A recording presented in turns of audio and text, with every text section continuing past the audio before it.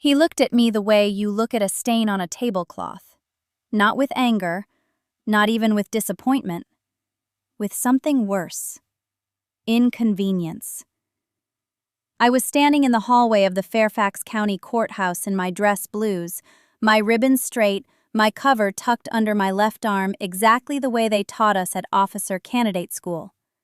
I had not slept. I had driven 4 hours from Fort Bragg through rain so heavy the wipers couldn't keep up, and I had changed in a gas station bathroom outside of Fredericksburg because I wanted to look right. I wanted him to see me and feel something. Anything. My father adjusted his cufflinks. He was wearing a suit that cost more than my monthly pay, and he tilted his head like he was examining a painting he didn't care for. Then he said it. "You actually wore that here? To a courthouse? You look like a bus driver for the government." The woman next to him, his wife, not my mother, laughed. It was a small laugh, performative, the kind designed to tell you that you are the only person in the room who doesn't get the joke. I said nothing. I had been saying nothing for a very long time. 23 years, if you want to be precise. 23 years of being the daughter who didn't fit the picture he had framed in his mind. Not the right school, not the right career, not the right kind of woman. And now, standing in that marble hallway with fluorescent light buzzing overhead and the faint smell of floor polish and old paper, I understood something clearly for the first time. He wasn't going to change. But the next 45 minutes were going to change him whether he wanted it or not. My name is Catherine Hale. I'm 31 years old. I'm a captain in the United States Army, assigned to the Judge Advocate General's Corps out of Fort Bragg, North Carolina. And this is the story of how my father spent 2 decades pretending I didn't exist, and then spent one afternoon wishing I hadn't walked into that courtroom. But I need to go back, because this didn't start in a courthouse. It started in a kitchen in McLean, Virginia, in a house with 6 bedrooms and no warmth. And it started with a man who believed that love was something you earned by being useful to him. My father is Richard Hale. If you live in Northern Virginia and you've ever bought commercial real estate, you might know the name. Hale Capital Properties. He built it from a single strip mall in Manassas in 1989 into a portfolio worth, by his own relentless accounting, somewhere north of $40 million. He will tell you this within 4 minutes of meeting you. I have timed it. He married my mother, Sandra, in 1990. She was a dental hygienist from Woodbridge. Pretty. Quiet. The kind of quiet that people mistake for agreement.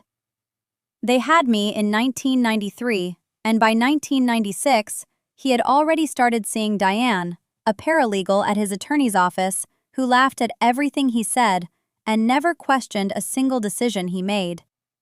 My mother signed the divorce papers in 1998. She got the house in Woodbridge, a modest alimony, and me. He got everything else, including the narrative. In his version, she was the one who couldn't keep up. In his version, she was small. He said that word a lot. Small. I grew up in that Woodbridge house with my mother, who worked double shifts and still managed to leave a plate wrapped in foil on the counter every night. She was not small. She was 5'2", and she held the world together with her bare hands. And when she died of pancreatic cancer when I was 19, she weighed 87 pounds, and she was still asking if I had eaten. But I'm getting ahead of myself. My grandfather, my mother's father, was the one who shaped me. Walter Novak, Staff Sergeant, United States Army, retired. He'd served in Vietnam, came home to a country that spit on him, and never once spit back. He lived in a small brick house in Dale City with a vegetable garden and a flag out front that he replaced every 6 months, whether it needed it or not. When my parents divorced and my father became a voice on the phone that called less and less, it was my grandfather who drove me to school. who taught me to change a tire in the rain, who sat on the porch with me on summer evenings and didn't say anything for a long time because he understood that silence between people who trust each other is not empty, it is full. He had one phrase he said to me more than any other. Not when I was upset, not when I was crying. He said it at random moments, when I was washing dishes, when I was reading on the couch, when I was staring at nothing. He would look at me and say, "You don't have to prove it, Catherine. You just have to know it." I never fully understood what he meant.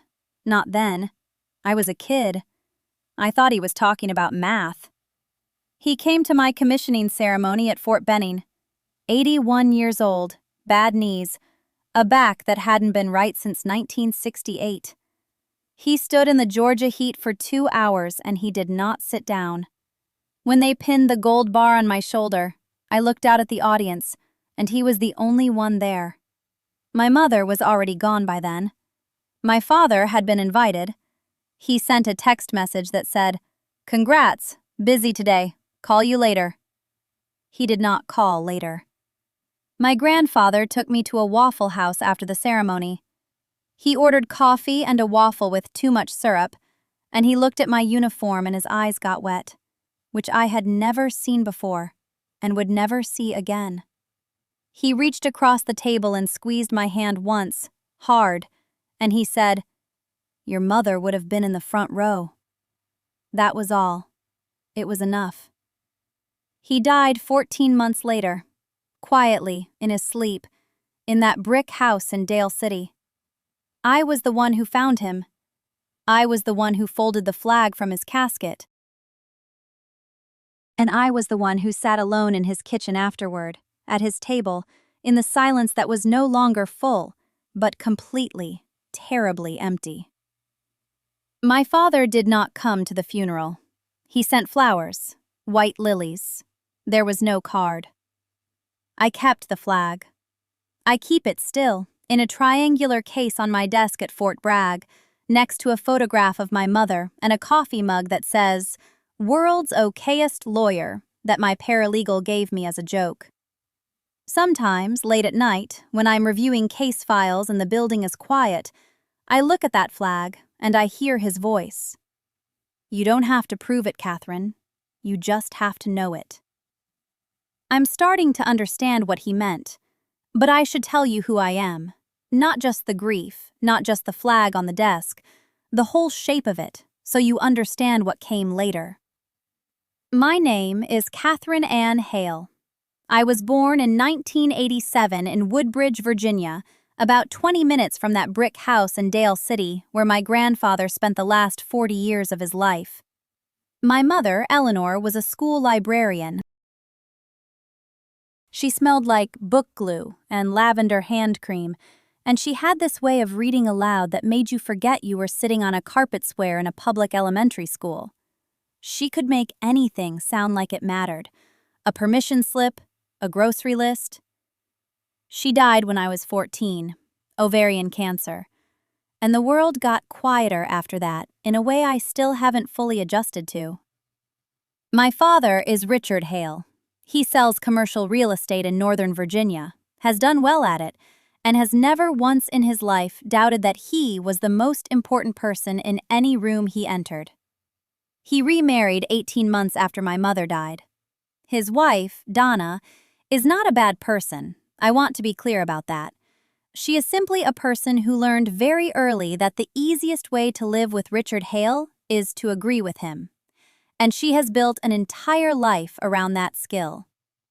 They have a son, my half-brother Tyler, who was born when I was 16, and who grew up believing that the world was a place that would always make room for him. Because for Tyler, it always did. I joined the Army at 17, with my father's reluctant signature on the consent form.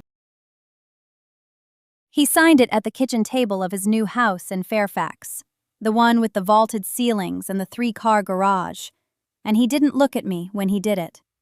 He said, "This is a phase." He said, "You'll be back in 6 months." He said, "The military is fine for people who don't have options, Catherine, but you have options." What he meant was that I had his money and his name, and those should have been enough. They weren't. I went to basic training at Fort Jackson, South Carolina, in the summer of 2005, and I discovered something about myself that I had suspected but never confirmed. I was hard. Not mean, not aggressive, but hard in the way that my grandfather had been hard. The kind of hard that is really just patience with a spine. I could run until my lungs burned and keep running. I could be yelled at by a drill sergeant from 3 inches away and feel my heartbeat stay level. I could sleep 4 hours and function. I could be underestimated and not mind because I knew that underestimation is a gift if you know what to do with it. After enlisted service, I went to George Mason on the GI Bill, then to the University of Virginia School of Law. I graduated 7th in my class. I took a direct commission as a captain in the Judge Advocate General's Corps, and by the time I was 32, I was a major stationed at Fort Bragg, which they now call Fort Liberty, though everyone I work with still calls it Bragg out of habit. I prosecuted courts-martial, sexual assault cases mostly, the ones nobody else wanted because the evidence was thin and the politics were thick, and the victims had already been told, in a dozen quiet ways, that what happened to them wasn't worth the paperwork.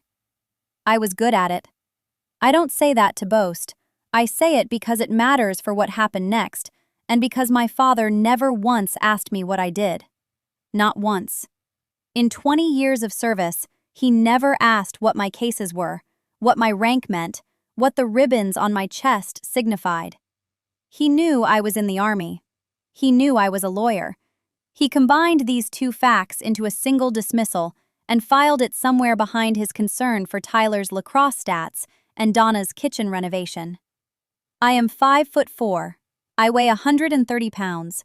I have my mother's brown hair, which I keep pinned in a regulation bun that leaves a dent in my scalp by the end of the day.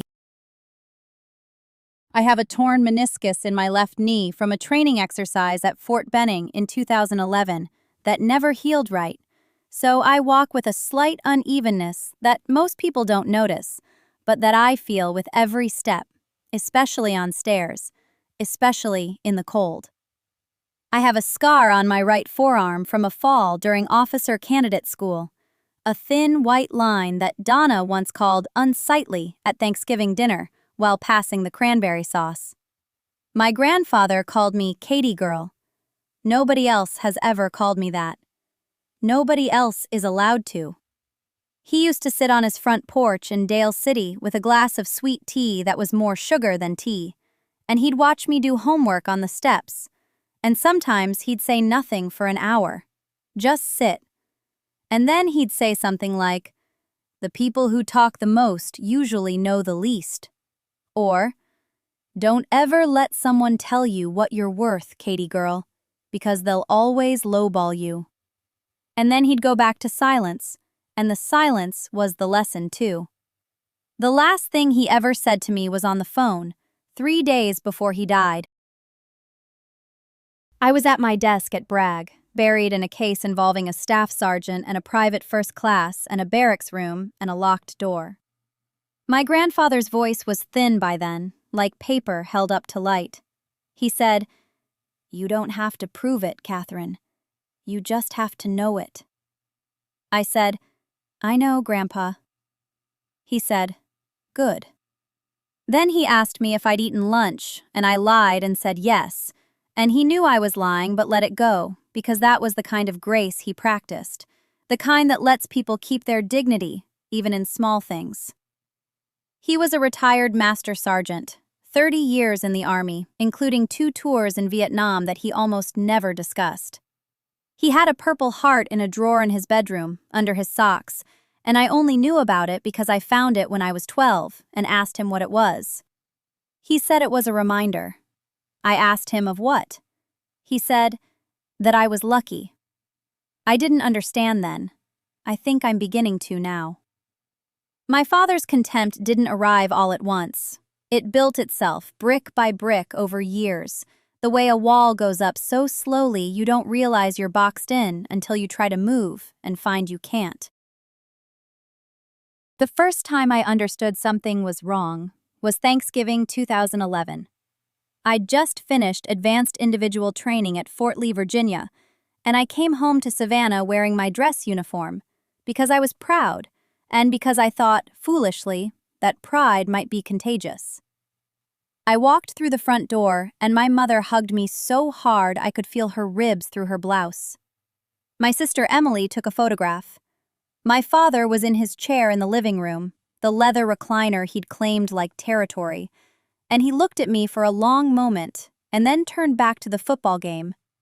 He didn't say, "Welcome home." He didn't say anything about the uniform. What he said was, "Your mother overcooked the turkey again," as if I'd been gone for an afternoon instead of 22 weeks. My mother's smile wobbled but held. She was good at that. She'd been practicing her whole marriage. Later that evening, I was helping clear the table, and I heard him talking to my Uncle Ray on the back porch. The window was cracked open just enough. He said, "She's playing soldier, Ray. Give it 6 months and she'll wash out and come home wanting money." Uncle Ray, to his credit, said nothing. But my father kept going. He said, "Frank's the one with the head for real work." Frank was my brother, who at that point was 26 and had just been fired from his third sales position in 2 years.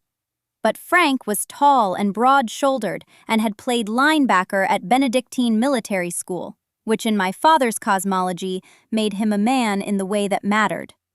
I stood at the kitchen sink holding a serving dish, and I felt the water running over my hands, too hot, and I didn't move. I just stood there and let it burn for a few seconds because the pain in my hands was simpler than the pain in my chest. The second time was worse because it was public. June 2013. I'd been promoted to specialist and was stationed at Fort Bragg. I drove down for my cousin Marcus's wedding at the Westin on Hutchinson Island. I wore a cocktail dress, not the uniform this time, because I'd learned. But someone at the rehearsal dinner asked what I did, and I said I was in the Army, logistics and supply chain, and I watched the interest light up around the table the way it does when civilians meet someone in uniform. People asked questions. They leaned in. My father was 3 seats down, and I saw his jaw tighten. After the toast, he pulled me aside near the coat room and said, "You don't have to make every conversation about yourself, Catherine." I said I'd only answered a question. He said, "You answered it loudly." I hadn't been loud, I'd been normal. But in his world, a woman being heard at all registered as volume. The next morning at the wedding itself, someone congratulated him on having a daughter in the service.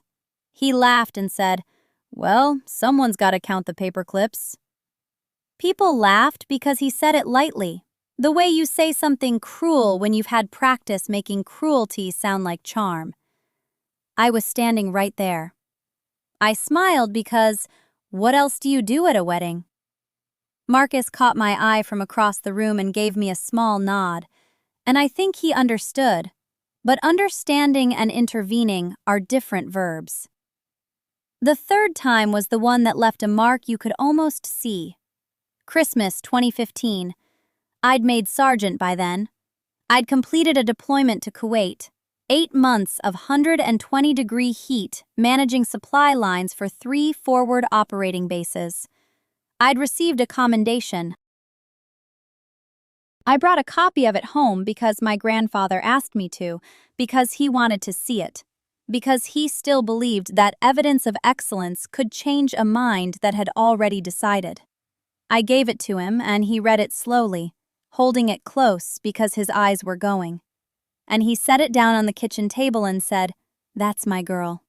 My father walked in, picked it up, glanced at it, and set it back down the way you set down a menu at a restaurant where nothing appeals to you. He said, "They hand those out like candy now." My grandfather looked at him. It was the only time I ever saw my grandfather look at his own son with something close to disgust. He didn't say anything. He just picked the commendation back up and placed it carefully in his shirt pocket, over his heart. And he wore it there the rest of the evening. My father noticed and said nothing. But the silence between them was a living thing, and it breathed. The fourth time was the quietest, and maybe that's why it cut deepest. February 2017. I'd been selected for a leadership development program at Fort Leavenworth, and I called home to tell my mother. She was happy, genuinely happy, but she whispered it, the way you whisper good news in a house where good news about the wrong person is treated as a provocation. She said, "I'll tell your father." I said, "Don't bother." She said, "Catherine." Just that, my name. But the weight she put on it carried everything. The plea, the exhaustion, the hope that kept surviving despite all evidence that it shouldn't. 2 days later, I called again and asked if she'd told him. She said yes. I asked what he said. There was a pause, the kind that has weather in it, and she said, "He said, that's nice. That's nice." 2 words. My mother tried to soften it. She said he'd been busy. He was dealing with a client, but I heard the apology underneath, and I wanted to tell her she didn't owe me one. I wanted to tell her that she'd been apologizing for him so long, she'd forgotten that his words were his responsibility, not hers. But I didn't because I was sitting in my car in a parking lot in Kansas, and it was 9 degrees outside, and the heater was blowing, and I was looking at the frost on the windshield, and I realized I was crying. Not sobbing, just tears, slow and steady, running down my face the way rain runs down glass, without drama, without sound. I sat there for 11 minutes. I know because I watched the clock on the dashboard. Then I wiped my face, started the engine, and drove back to the barracks, because that was what I knew how to do. You keep moving. You complete the mission. You do not let the wound become the story. That was December. By February, I had stopped calling home on Sundays. Not a dramatic decision, not a line drawn in sand. I just noticed 1 week that I hadn't called, and then another week passed, and another, and the silence felt like setting down something heavy that I'd been carrying so long I'd forgotten it had weight. My mother noticed. She texted me little things, photos of the garden, a recipe she'd tried, a cardinal that landed on the fence. She never asked why I stopped calling. I think she knew. I think she was relieved she didn't have to hold the phone out toward him anymore. Didn't have to stand in the kitchen mouthing, "Please be nice," while he sat in his recliner and said whatever he wanted to say. March came, and Fort Riley was still cold, but the light was changing, the way it does on the plains, stretching longer every evening like the sky was taking a slow breath. I was running the obstacle course one morning, early, before most of the unit was up. There's a moment on the wall climb where your arms are fully extended and your boots are scrabbling against the wood, and you're holding your entire body weight on your fingertips, and there is no room for anything in your mind except the next inch. That's it. The next inch. I remember hanging there in the gray morning air and thinking that this was the cleanest my head had felt in months. No voice in the back of my skull asking whether I was enough. No calculation of what I could say to earn something that should never have needed earning. Just my hands, the wall, and the next inch. I dropped down the other side, and Sergeant Major Aldine was standing there with 2 cups of coffee. He was 61 years old, built like a filing cabinet, and he had been in the Army longer than I had been alive. He didn't say good morning. He just handed me a cup and said, "Drink that before you freeze." We walked along the edge of the course in silence for a while. The kind of silence that isn't empty but full. The way a room is full of furniture you don't need to name. Then he stopped and looked at me and said something I have carried every day since. He said, "Rachel, you've got a decision coming. Not today, maybe not this year, but it's coming. And here's what I want you to understand before it arrives. You cannot make someone proud of you who has decided not to be. That is not a failure of effort. That is a locked door. And you have spent your whole life knocking on it. And the person on the other side can hear you just fine. They are choosing not to open it. So the decision you've got coming is this. Do you keep knocking? Or do you turn around and see that the hallway behind you is full of open doors? He took a sip of his coffee. He didn't wait for me to respond. He just said, "Think about it," and walked away across the frozen ground with his boots crunching on the frost. And I stood there holding a paper cup and feeling like someone had pulled a curtain open in a room I'd been sitting in for years. A room I thought was small and dark. And suddenly there was a window, and through it I could see the whole enormous sky. I did think about it. For weeks I thought about it. I thought about it during land navigation exercises when I was alone in the woods with a compass and a map, and nothing but my own breathing. I thought about it during briefings when my focus should have been on logistics, but instead I was turning his words over and over like a stone in my pocket, feeling the edges. You cannot make someone proud of you who has decided not to be. It wasn't anger that those words gave me. It was permission. Permission to stop performing for an audience that had walked out of the theater years ago and left me on the stage still delivering my lines to empty seats. The decision didn't come as a thunderclap. It came one Tuesday evening in April when I was sitting on my bunk cleaning my service weapon, the smell of solvent sharp and familiar, and my phone buzzed. A text from my father. First one in months. 4 words. Your mother misses you. Not, I miss you. Not, I'm sorry, your mother misses you.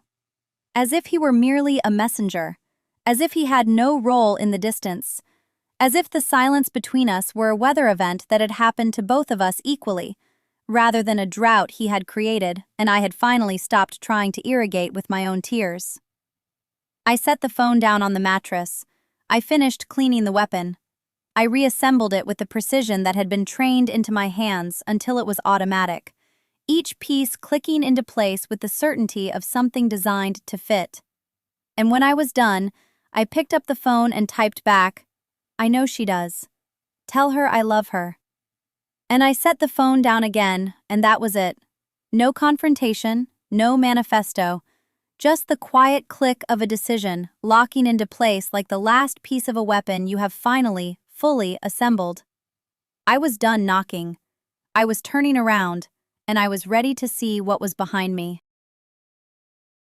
The next morning, I requested a meeting with Captain Weaver and told her I needed a referral to the base legal assistance office. She looked at me for a long moment across her desk, the kind of look she gave when she was deciding whether to ask why or trust that you had your reasons. And then she said, "I will make the call myself." That afternoon, I sat across from a JAG officer named Lieutenant Colonel Pruitt in a small office at Fort Liberty that smelled like coffee and printer toner. He was maybe 55, balding, reading glasses pushed up on his forehead, and he had the particular patience of a man who had spent decades listening to soldiers explain the quiet catastrophes of their personal lives. I told him everything. Not the emotions, not the hurt, just the facts. The house on Ridgewood Drive in Fayetteville. The down payment I had wired in November of 2019. $41,000 from my deployment savings. The mortgage my father had taken in his name alone because I was overseas, and he said it would be simpler that way, and I had trusted him because he was my father, and I was 23, and I did not know that trust and simplicity are the 2 words people use right before they take something from you. The monthly payments I had made for 3 years, $1,240 a month, pulled automatically from my USAA account.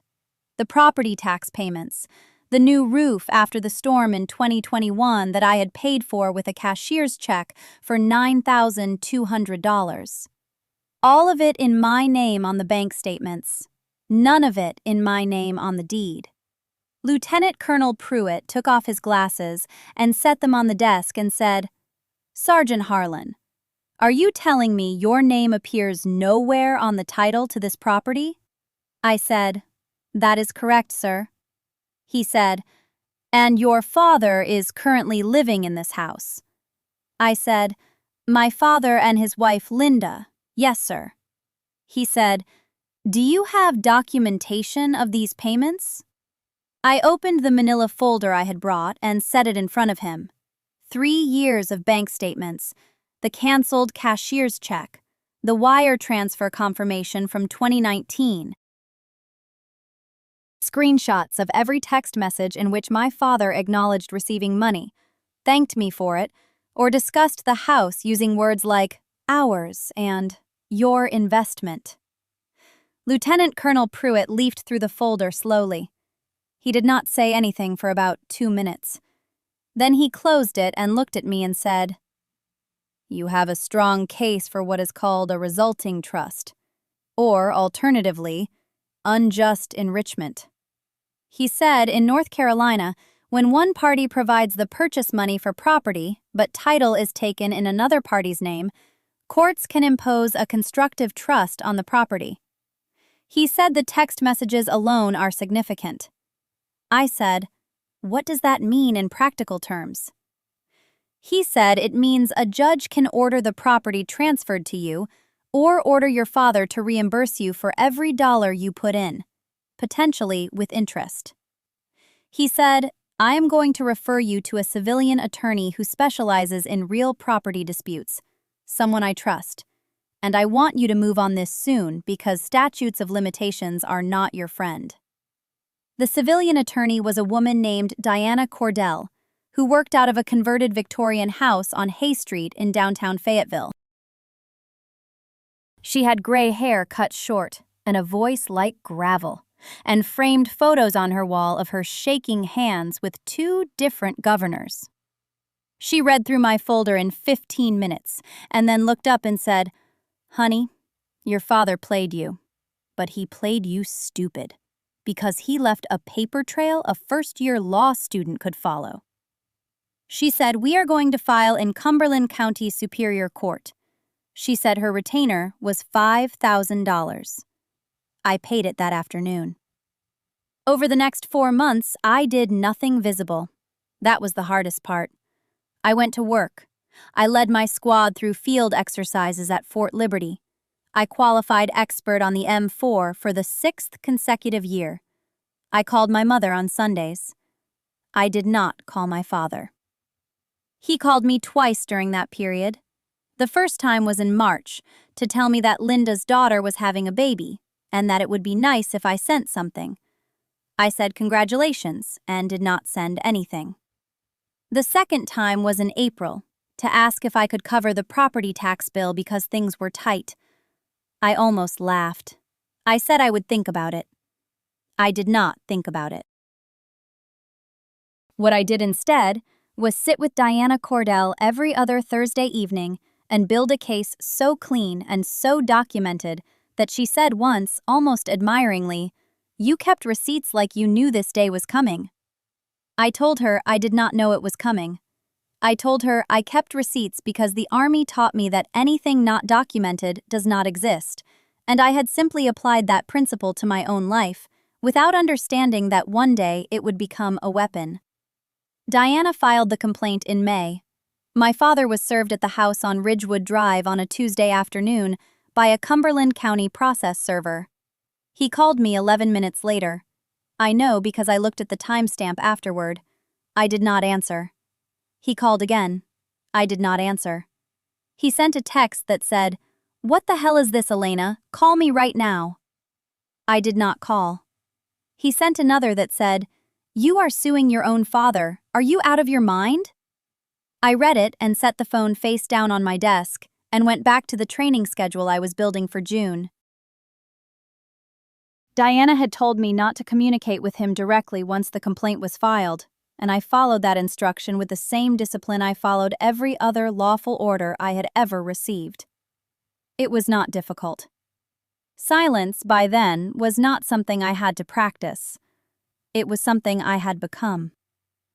The hearing was scheduled for 9:30 in the morning on August 14th at the Cumberland County Courthouse on East Beecher Street. I arrived at 8:50, because I always arrive early for things that matter, and because Diana wanted to review one document before we went in. The courthouse smelled the way every government building in Fayetteville smells in August, like recycled air and floor wax, and the faint residual dampness that never quite leaves a place built in the 70s. I wore my Class A uniform because Diana had suggested it, and because the facts of this case involved my service, and because, if I am being honest, I wanted him to see it. Not to impress him. I had given up on that years ago. I wanted him to see what he had always looked away from.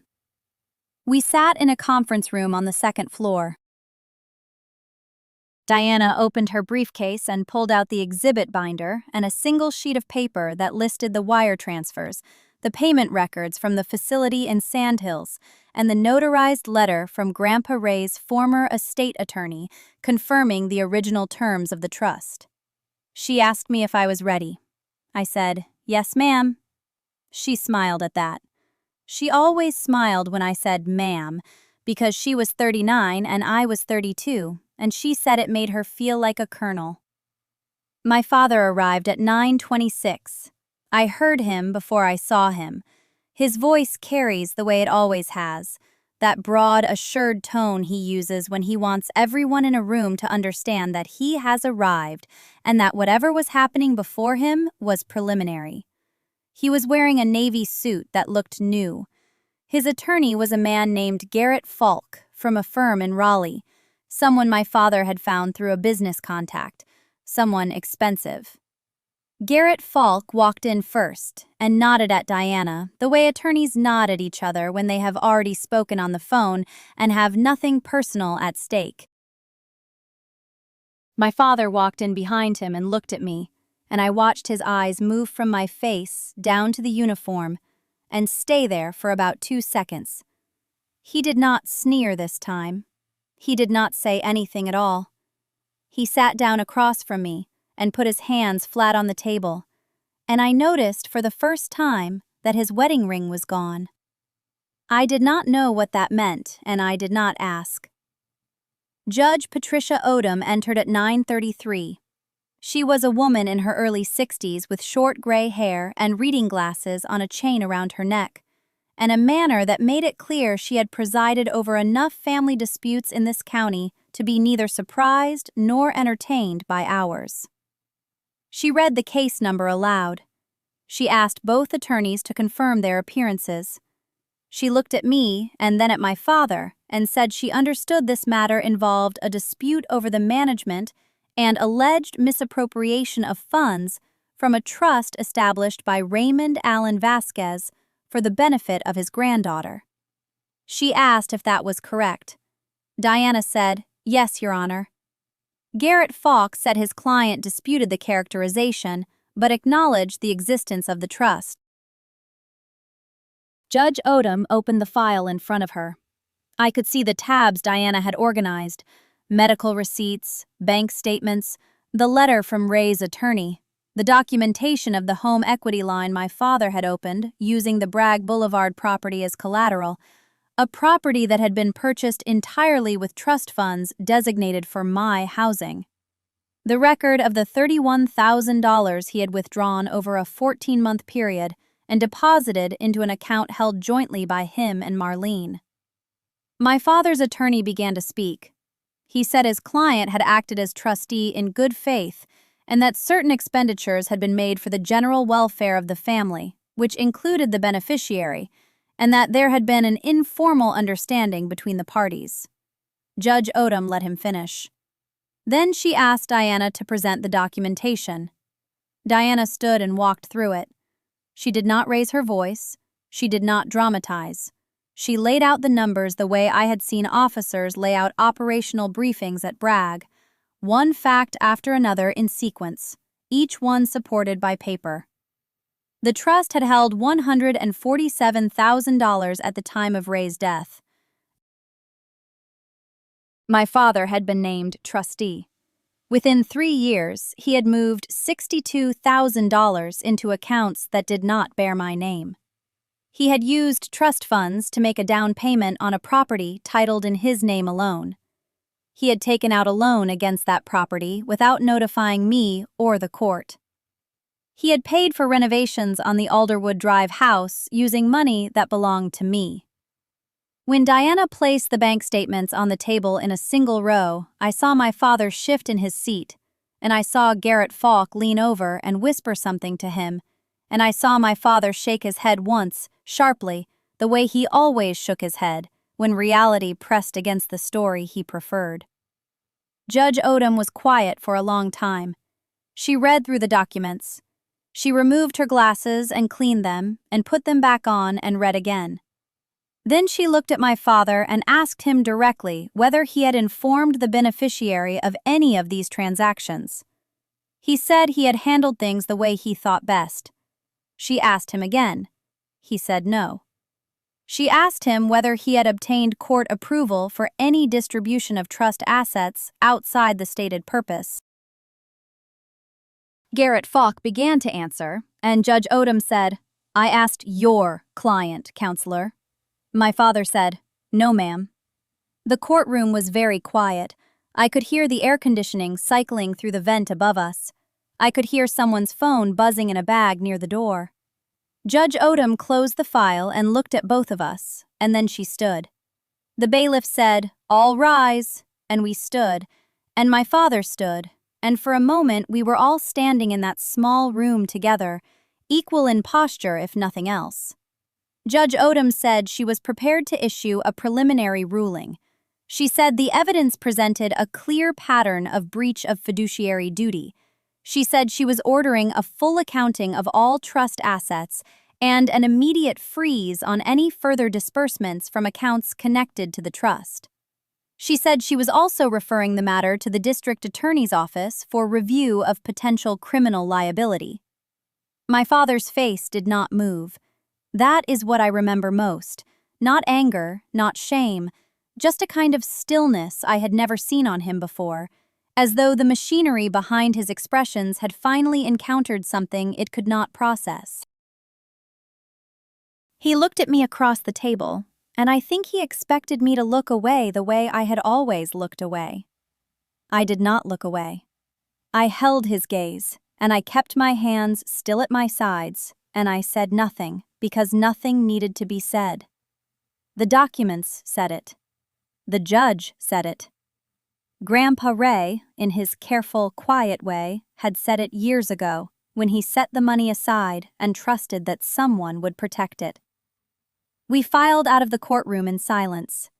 In the hallway, my father stopped and turned to me and opened his mouth, and I waited for whatever he was going to say. He closed his mouth. He turned and walked toward the elevator with Garrett Falk beside him, and I stood there in my Class A uniform in a courthouse hallway that smelled like floor wax, and I breathed. I stood in that hallway for a long time after the elevator doors closed behind him. Maybe 2 minutes, maybe 5. I do not know because I was not counting. I was listening to the buildings settle around me the way old buildings do when the noise of people drains out of them. The fluorescent light above me buzzed at a frequency I could feel in my teeth. A clerk walked past with a stack of manila folders and glanced at me and kept walking, and I was grateful for that because I did not want anyone to ask me if I was okay. I was okay. That was the strange part. I had expected to feel elation or vindication, or at least relief, and what I felt instead was something closer to fatigue. The deep kind that sits in your bones after a long operation when you have been awake for 30 hours, and the mission is complete, and everyone made it back, and you should feel good, but mostly you just feel the weight of how long it took. My attorney, Diane, found me still standing there. She touched my elbow lightly and said we should go over the timeline for the next steps, and I nodded and followed her to a bench near the water fountain. She explained it in her careful, methodical way. The court had ruled that my father's access to Grandpa Ray's trust was unauthorized. The conservatorship he had leveraged through Garrett Falk's legal maneuvering had been obtained with incomplete financial disclosures. The $340,000 that remained in the trust was to be frozen immediately, pending a full accounting. The $214,000 that had already been withdrawn over the past 6 years would be subject to a restitution order. My father would be required to document every dollar. Every single one. Diane told me the restitution process could take 18 months. She told me there might be appeals. She told me Garrett Falk was competent enough to drag things out if he wanted to.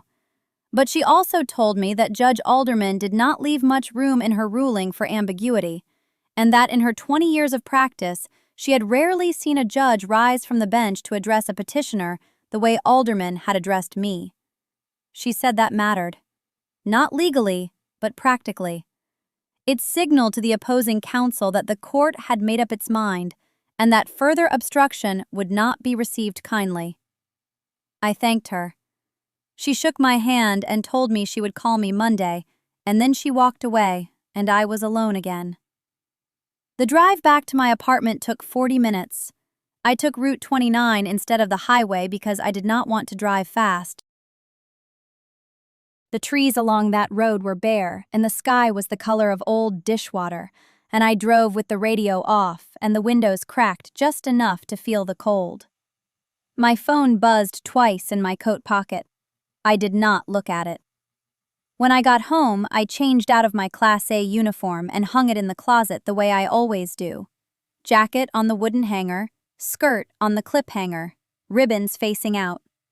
I stood in front of it for a moment in my undershirt and thought about how Grandpa Ray had never seen me in this uniform. He died 3 months before I graduated OCS. 3 months. Sometimes the math of life is just cruel for no reason. I made coffee and sat at my kitchen table, and then I looked at my phone. The first message was from my mother. It said, "Call me when you can." Just that. No exclamation point, no question mark. The second was from my brother Kevin. It said, "Dad is really upset. I hope you know what you just did to this family." I read Kevin's message 3 times. I hope you know what you just did to this family. As if I had done something to the family. As if protecting Grandpa Ray's wishes was an act of aggression rather than an act of love. Kevin had not been in the courtroom. Kevin had not seen the bank statements. Kevin had not read the pages of withdrawals, the checks written to cash, the transfers to an account my father had opened in his own name at a bank in Fredericksburg where nobody would recognize the Raymond Whitfield name. Kevin knew none of that because Kevin had never asked. I did not respond to Kevin's message. I called my mother. She answered on the second ring, and her voice was careful the way it gets when she is trying not to take sides. She asked me how the hearing went, and I told her the court ruled in my favor. She was quiet for a moment. Then she said, "Your father is talking about not coming to Christmas." I said that was his choice. She said she wished things had not gotten this far. I said I wished that too, but that I had not been the one who took the money. There was a long pause. I could hear her breathing, and I could hear the television in the background playing something with a laugh track, and I waited. She said, "I know." Just that. I know. 2 words that told me she had known for longer than she would ever admit. She had seen the new truck. She had seen the kitchen renovation. She had wondered where the money came from, and she had not asked because not asking was easier than knowing. I do not blame her for that. Not anymore. Some people are built for confrontation, and some people are built for endurance. And my mother had endured my father's certainty for 36 years by learning which questions to leave unasked. She said she loved me, and I said I loved her too. And we hung up, and I sat at my table with my coffee going cold. And I thought about Raymond Whitfield, sitting in his workshop, sanding a piece of oak smooth enough to feel like water. I thought about his hands. I thought about the envelope he had left with the attorney.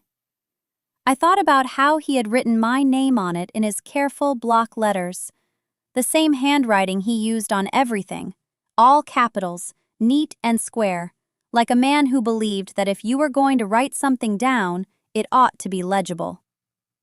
My father called me that evening. I did not expect it. I almost did not answer. But I did because, despite everything, I am still his daughter, and that is a fact that no court ruling changes. He did not yell. That surprised me.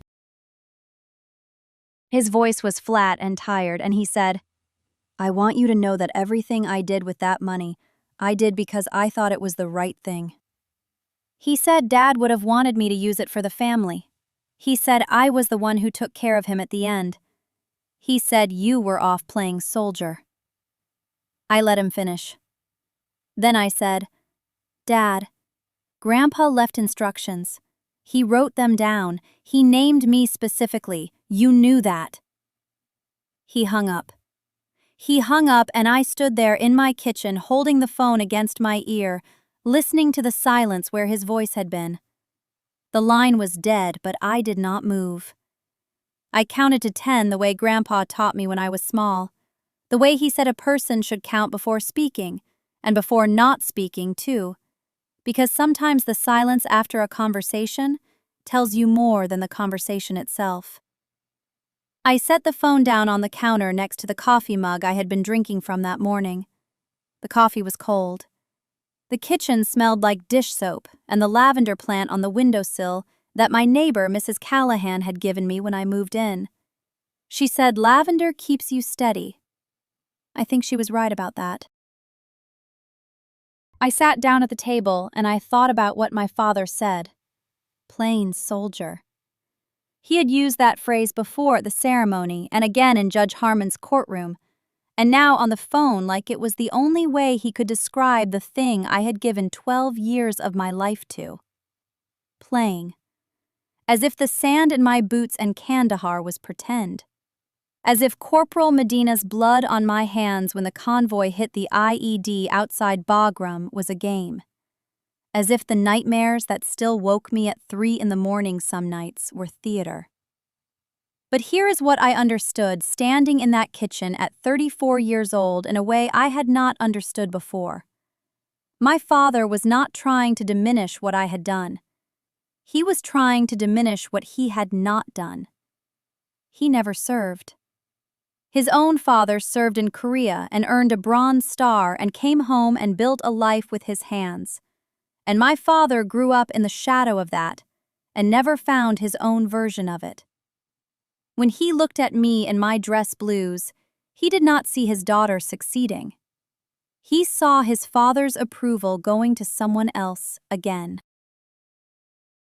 He saw the thing he never earned being handed to a girl who, in his mind, should have stayed home and married someone from the neighborhood and had kids by now.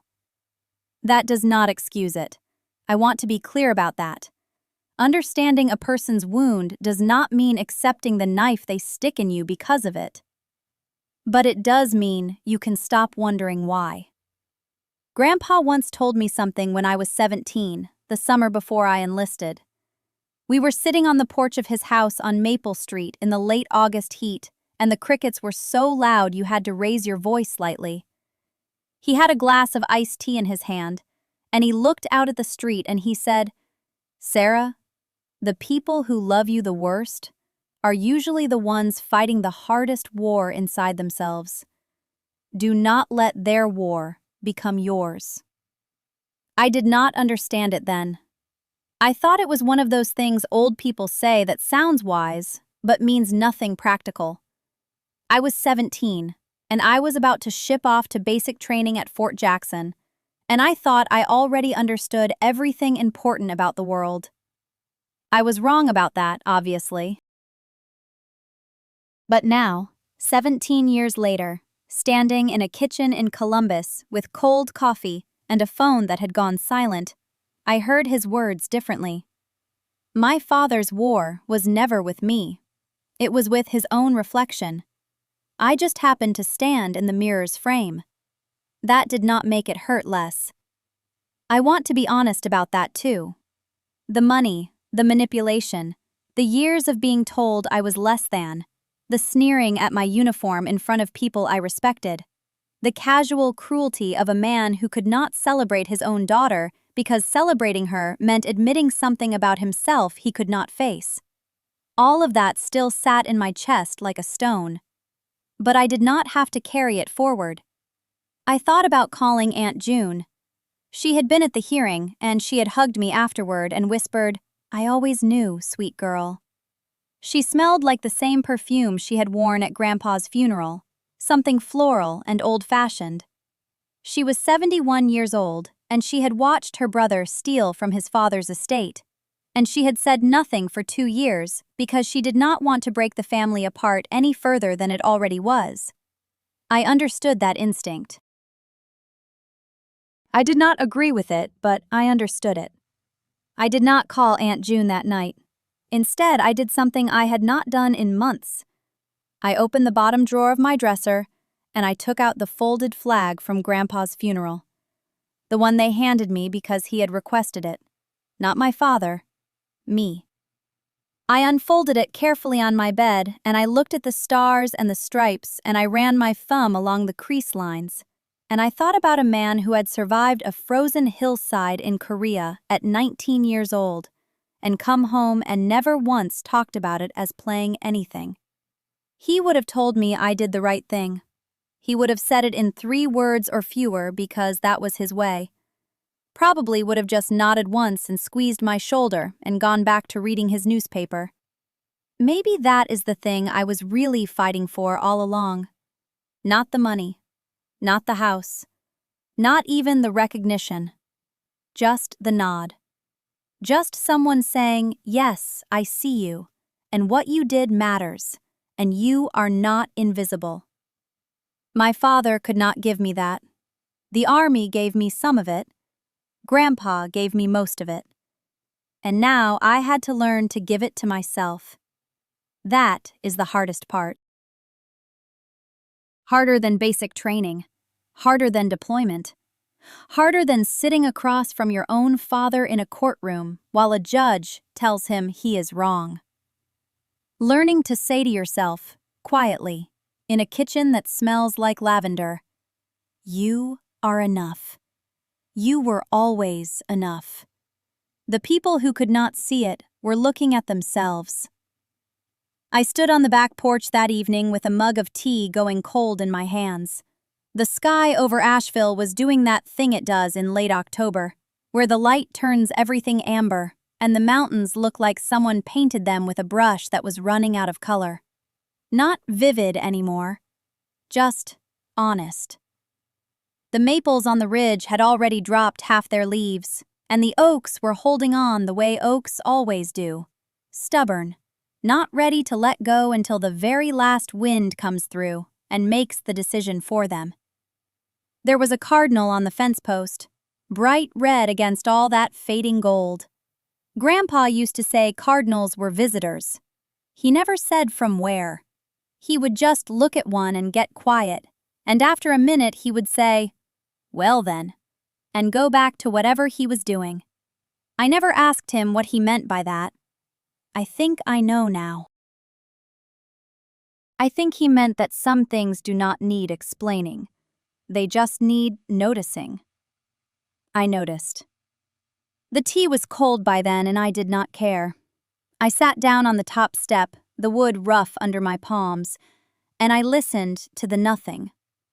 No courtroom, no lawyers, no one explaining to me what I was owed or what I had lost, or what someone else had decided I deserved. Just the sound of the wind moving through trees that had been there longer than any of us, and would be there long after. My phone buzzed once in my pocket. I did not look at it. It could wait. Everything could wait. I had spent 32 years responding immediately, answering when called, showing up early, being ready, standing at attention. And all of that mattered, and I would not trade it. But right now, the only person I needed to report to was sitting on a porch step in a flannel shirt that used to be her grandfather's, watching a cardinal that might or might not mean something.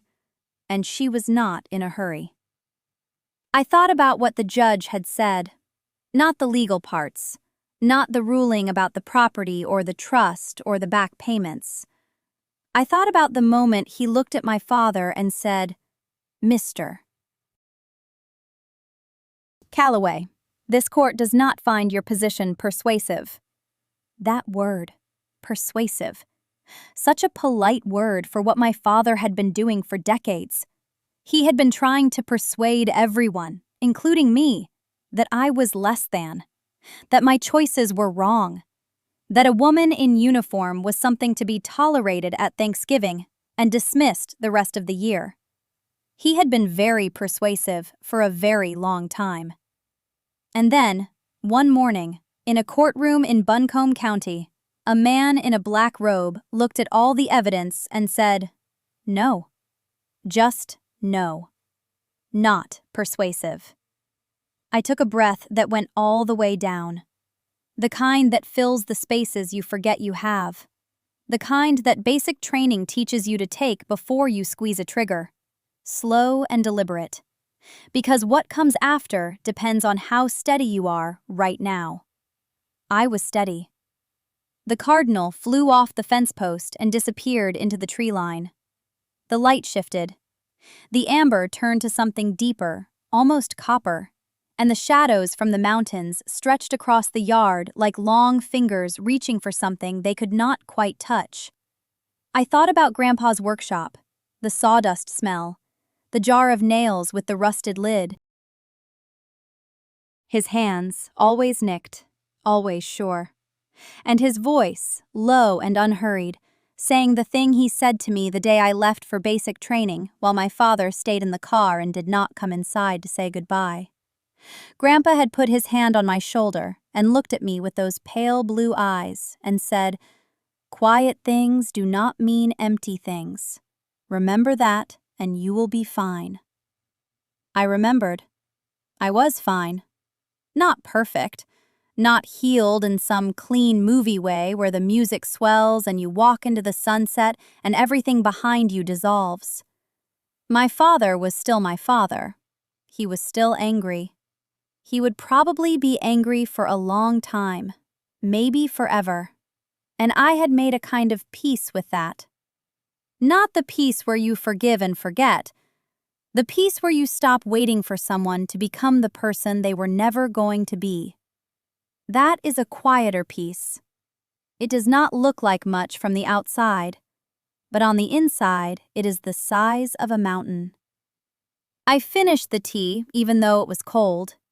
It tasted like lavender and something faintly bitter, the way real things taste when you stop adding sugar to make them easier.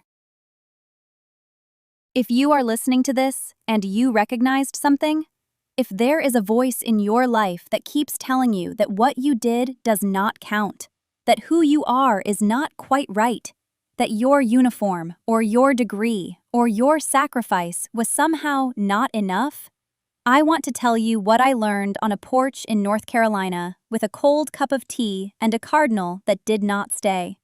You do not need them to see it. You just need to stop letting their blindness make you doubt your own eyes. The mountains were almost dark now. I stood up. I went inside. I washed my mug. I put it back on the shelf next to Grandpa's, the one with the chipped handle that I will never throw away. And that was enough. That was everything.